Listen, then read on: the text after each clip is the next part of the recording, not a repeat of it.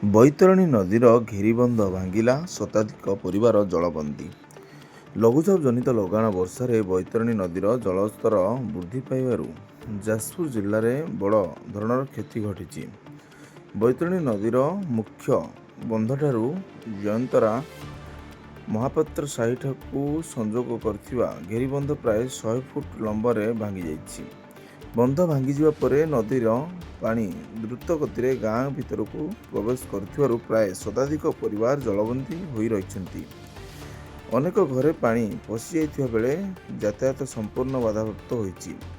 ଲୋକମାନେ ସୁରକ୍ଷିତ ସ୍ଥାନକୁ ଯିବା ସହ ତୁରନ୍ତ ଉଦ୍ଧାର ଓ ରିଲିଫ୍ ବ୍ୟବସ୍ଥା ପାଇଁ ପ୍ରଶାସନ ନିକଟରେ ଦାବି କରିଛନ୍ତି। ସ୍ଥାନୀୟ ଲୋକଙ୍କ ଅଭିଯୋଗ ଅନୁସାରେ ଘେରିବନ୍ଧ ଦୁର୍ବଳ ସ୍ଥିତି ଯୋଗୁଁ ଏଭଳି ପରିସ୍ଥିତି ସୃଷ୍ଟି ହୋଇଛି।